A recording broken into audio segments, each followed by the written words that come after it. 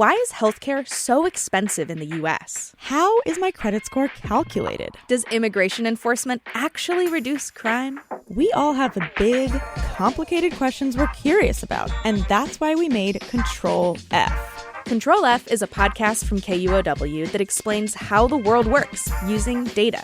Each episode, we break down the numbers driving culture, the economy, and politics. Join the search. Listen to Control F wherever you get podcasts.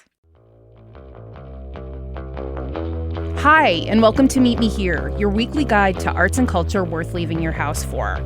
I'm Jeannie Yandel, and all this month, my excellent co-hosts Dyer and Katie and I are looking at Seattle at night.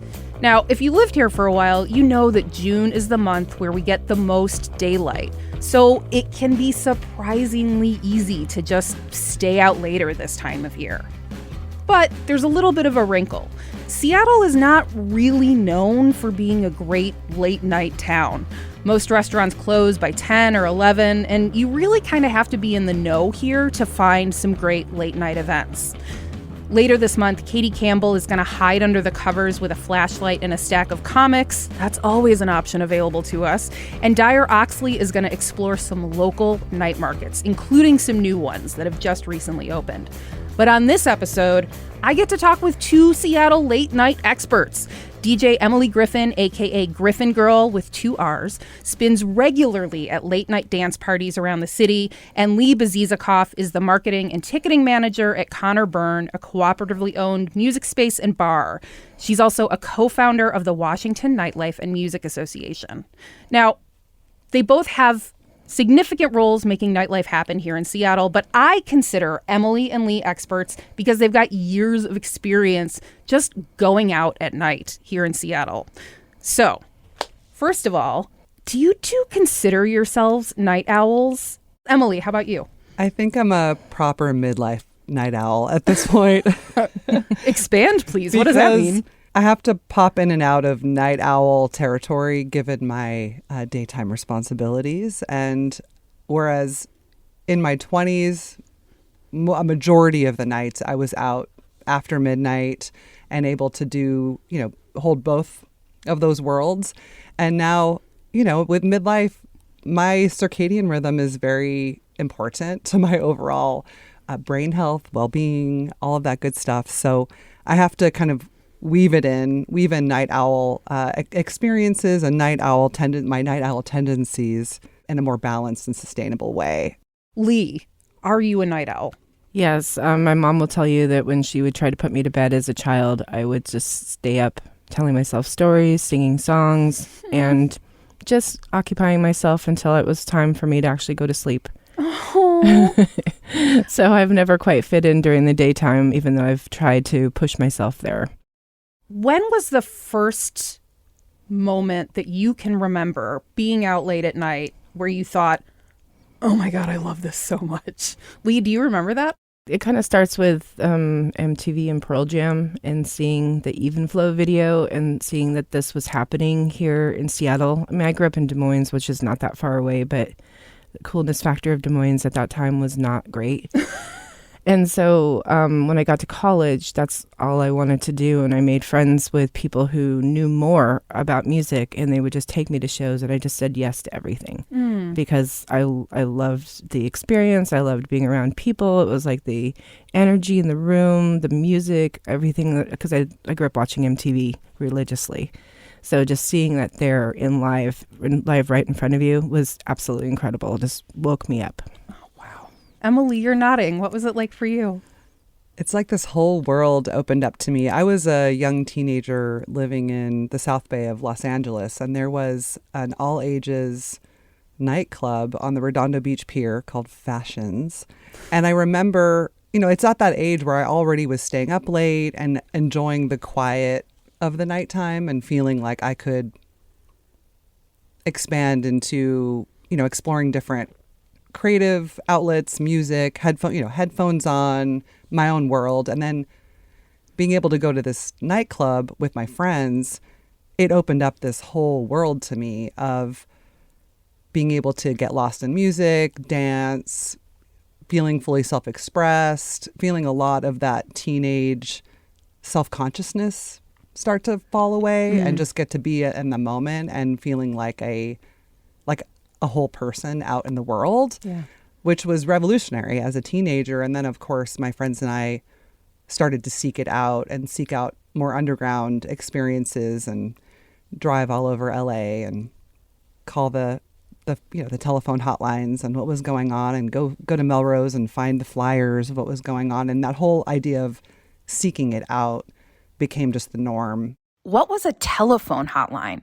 Yes. So because I became a raver before the internet, there was this really cool thing that happened in underground. To find underground parties, you would usually call a number or find a flyer that had a number on it.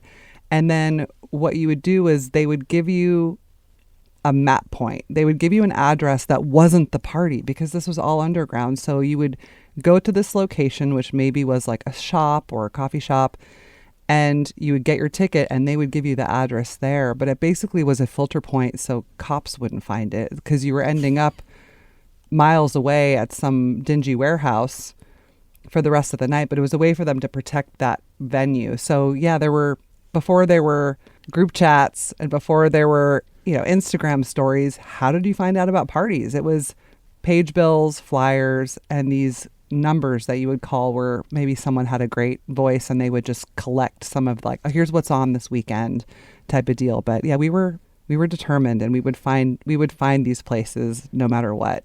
That's curiosity level 1000. So cool. What have you both done to recreate those early experiences in your lives now? Leigh, how about you? When I graduated college, I just did a regular career working for banks and IT companies. And then I started volunteering for KEXP. Mm-hmm. And I got into the behind the scenes sort of things for music. And that just reinvigorated everything. I eventually left after getting laid off yet again from another IT company. I said, I can't do this. I just want to be around the people that I light up with. Most often you could find me side stage at the Tractor, and I'm watching the band, yes, for sure, but I'm mostly just watching the audience. And that's like my favorite part of it all, like watching people singing, having fun, like talking to the friends, and also just like when a song comes on that they both love and they just, light up and squeal, like that's so much fun. So I get to recreate that for myself over and over and over again each night. Mm. Oh, that's lovely. Emily, what about you? What have you done to recreate those early experiences? I decided early on, like probably at age 19, 20, that I didn't want to lead a double life. I wanted to integrate it all. And so I really got involved in radio and sharing the music, learning about the labels, working for the magazines, writing, started throwing clubs, like whatever I could do to stay involved. And like you were saying, Leigh, like be someone that catalyzed more of the thing that made me feel alive and wanting to other people to get to experience that. I feel like I'm hearing you both talk about community. That's sort of the key here. That's the thing that kind of kept you both coming back and seeking it out and designing your lives to be able to get there regularly. Leigh, how about you? Absolutely. So when you are going out to the venues, you see a lot of the same people over and over again. Eventually you talk to one another. It might not be immediate because we are in Seattle, but but you get to know one another, and, you start to have those conversations, and you're there at the same time at the same place because you like something. And that already just like builds that first little bridge right there. Yeah. And then the more you see them, you're like, okay, well, this person was at this show. They like this kind of artist. They like this kind of music. And then, I just saw them again. You've already kind of established a little close connection with them. Whatever you do with it, it's great. A lot of people meet their loves of their lives there, their best friends there, other bandmates there, whatever it is. They just start to build that, but that's like a quick and easy little thing. Even if it goes nowhere else, you just see them and you say, hi. So, Leigh, you are from this area. You just made a joke about how Seattle is not necessarily always the most friendly or approachable place, the people who live here. Emily, what was your experience like trying to stay out late at night here in Seattle, going to those underground places, going to clubs? What was your experience like coming from LA? Yeah, well, I had a ton of time in San Francisco as well, and have traveled enough globally for dance music and for this culture that I feel an immediate sense of belonging click a lot of times wherever I go. It could be Seattle, it could be London.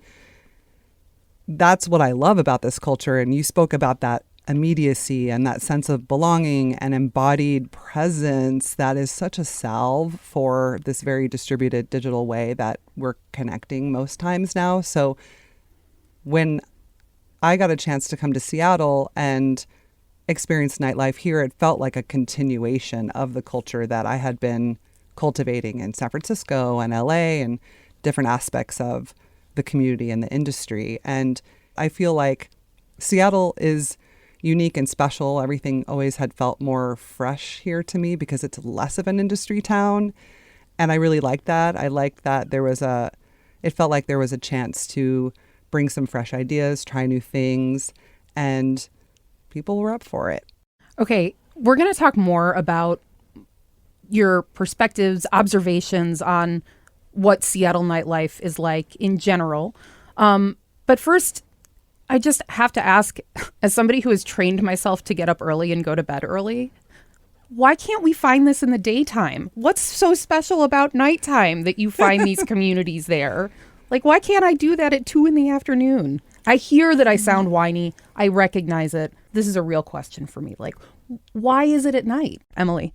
To be able to access great music, great dancing, the sense of community, it is now more available in daylight hours. There's the coffee rave trend, so all the DJs at the coffee shops. There's the daybreakers. There's even Reverie Society is happening at Monkey Loft on Sundays now, which is very much catered to the elder ravers. I could hear the scare quotes in the way you said that. The mature ravers. But it's great because you want that sense of, like we were saying, embodied, immediate connection, that moments that you can have together. But I still have to say, Jeannie, there's something else that happens at night after midnight that you can't recreate. What is it? What is it? Is it the lights reflecting off of the puddles at night? Is it the fact that there's less of the structured daytime corporate vibes going on and the stars come out and the disco ball is spinning? It just feels like a break from the day, the grind of the day in Seattle. And it feels like there's just a chance to kind of dive into some mystery and see what happens. There's just a level of like mystery and otherworldliness that only comes out at night. I have to ask both of you, you both described the experience of belonging. Leigh, you described the experience of watching people feel like they belong. And Emily, you talked about walking into a space in Seattle, even if you don't live here. And for you personally, you felt an immediate sense of belonging. Why do those experiences stand out for each of you? Emily, how about you? That stands out for me because having been in nightlife and dance music now for 30 years, I've seen trends come and go. I've seen certain genres or even people come and go. But there is something that does feel like I'm able to step into a room in Seattle, step into a room somewhere in the world with dance music happening where maybe it's not a slam dunk every time. Maybe it's not like a full like, yes, I belong immediately. But there's something that I can connect to that feels more eternal, that is about that sense of music, gathering, connection, celebration of life, that I can connect to underneath all of the trends and the things that come and go. There is something underneath it that allows me to feel like I belong. Leigh, how about you? Why does that experience of watching people feel like they've found something special? Why does that stand out for you? Because it was important for me to find that. I didn't feel like I belonged in the corporate world. I mean, every boss will tell you how many conversations they had about me being late. That was not great. And I was not great. But, to walk into a show, like, even if you go by yourself, you're not alone. I think that there's something that's really important to that. it can be hard to find things to do by yourself. You know, if you want to explore something and you don't have a friend to come with you, that can be really scary to do that. But when you walk into a concert, you already know you're going to love the music. So you have that there. You can be anonymous. You can be a part of the crowd. But most often, you at least have some like knowing looks or some smiles with somebody, you know, and you have that something. There's something there. There's something that builds some interaction that you're definitely not going to get just sitting on your couch by yourself. More with Emily and Leigh in just a second. Each story you hear on Planet Money starts with a question. What happens if we refund tariffs? Why are groceries so expensive? At NPR, we stand for your right to be curious because the forces shaping our world can be hard to see. Follow NPR's Planet Money wherever you get your podcasts and start seeing how the economy really works. When we first started talking and I introduced this whole topic, I said that Seattle isn't really known for a great late night nightlife scene. Like, it's just not one of the things that we're known for. And I say this as somebody who is fairly removed from that whole scene as it is. You two are not. Am I wrong? Does Seattle have a vibrant nightlife scene? I mean, should we be known for our nightlife scene? We always say that Seattle has a small scene with a big heart. Oh, that's That is sweet and true. also very diplomatic. It does have a big heart, and there are definitely pockets of late night activity, and there are definitely businesses that cater to people who want to extend the drinking service hours past 2 a.m. even. That in the nightlife community that supports those businesses, they need those places to go. They need those third places. And you also have people who work later than the big tech workers and all of that, so they need a place to be able to go. And if the city doesn't consistently support that, then, you know, they're not going to have those places. So, yes, there is definitely pockets of it. What we need is more late night dining food options. Because, you know, after you've been out working or you've been at shows and you just want to eat something before you go to bed, that's what's missing. We need that. And I think that could build on places for people to gather around music, food, etc., that late night culture that doesn't have to fully rely and circulate around alcohol sales. Because that's younger generations actually aren't even drinking as much. So it's just not a sustainable business model to just think about places staying open just because they're selling alcohol anyways. That's a really interesting point. I mean, when I talked with both of you earlier, you both pointed out that there can be an edge with being out late night, you know, depending on what kind of substances people are using, how much they're drinking. I mean, how do you each square the knowledge that that's part of this whole deal with your own sustainable presences in nightlife here, Emily? I only have control over my own boundaries and my body. I'm so focused on the music most times. A lot of it is a little blurry and in the background for me, but like the substances themselves have never been that foreground. Like I'm so focused on the music and the experience and that whole performance, like the showbiz of it. And it's all about my own personal boundaries of what I'm doing to stay healthy in this scene, and knowing that it does come with a certain amount of mystery / risk / cost. Yeah, I would agree with that. I think what comes with that is like, you know that it happens and you know that it's going to happen anywhere. I will also say there is an element of putting on shows, being a performer, where you want adults to be able to be adults and be adult responsibly.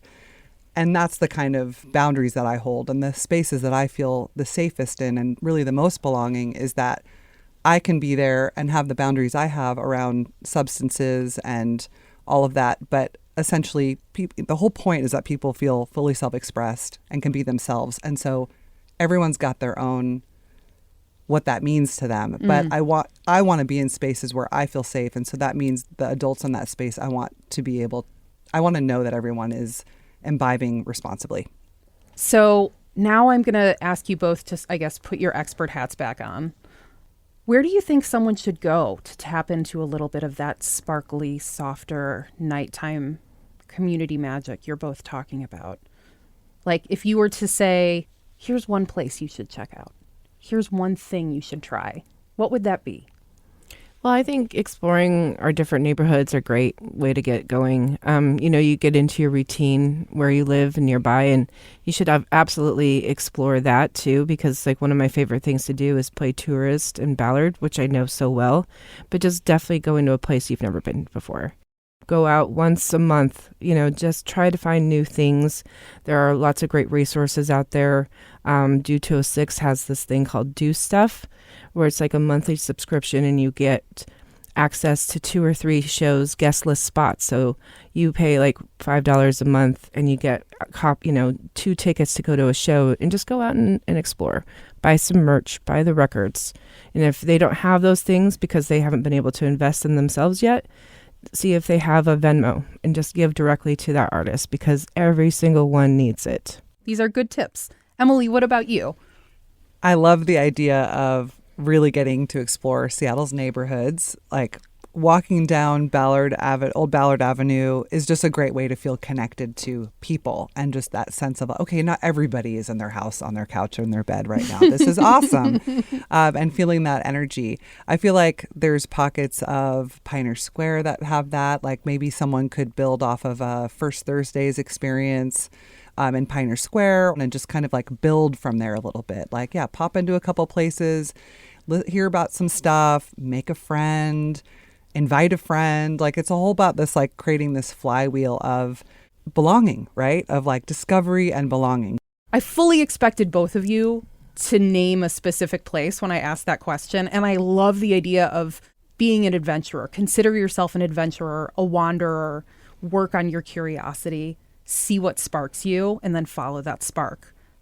But I am going to ask for a specific place from each of you.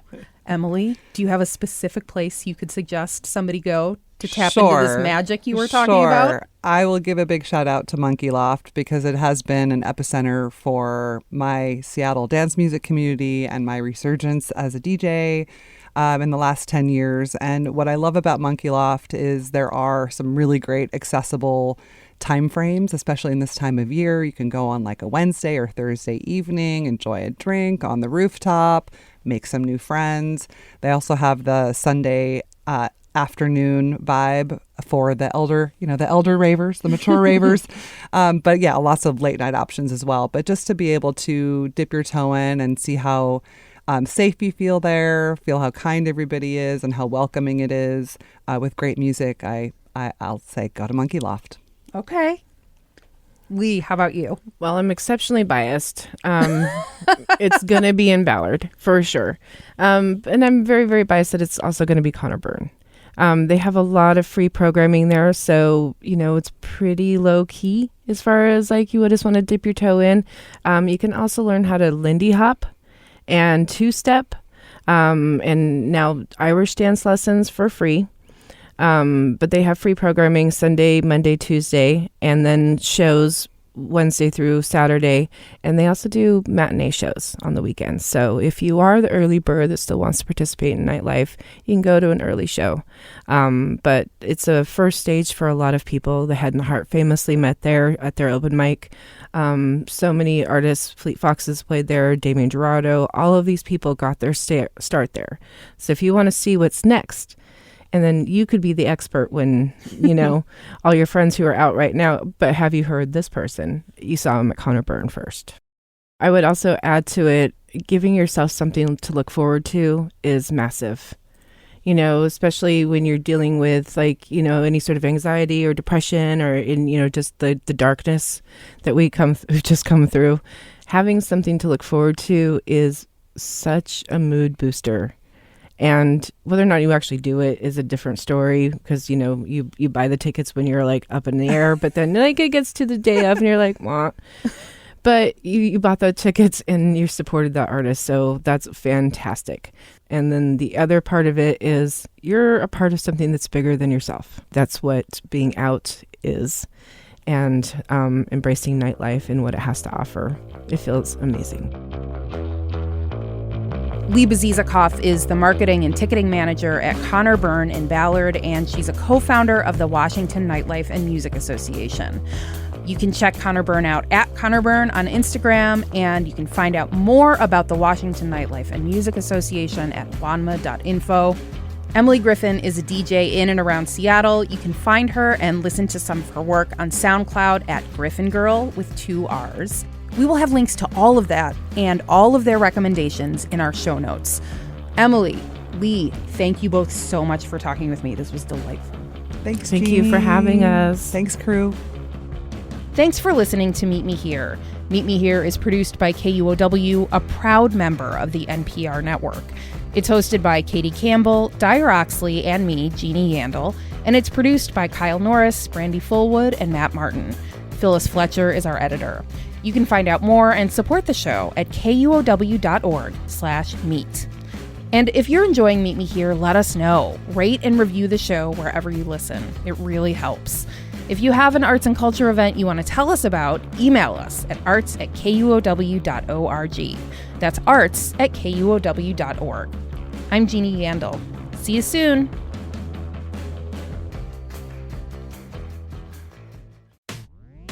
Soundside brings you beyond the headlines with news and conversation rooted in the Pacific Northwest. I'm Libby Dankman. Every week I sit down with local journalists for Soundside's Front Page, where we give you a shortcut to understanding the latest news and cultural moments and how they affect us here in the Puget Sound region. It's all here on Soundside, on the radio or streaming Monday through Thursday at noon and 8 p.m. on KUOW, on the KUOW app, or wherever you get your podcasts.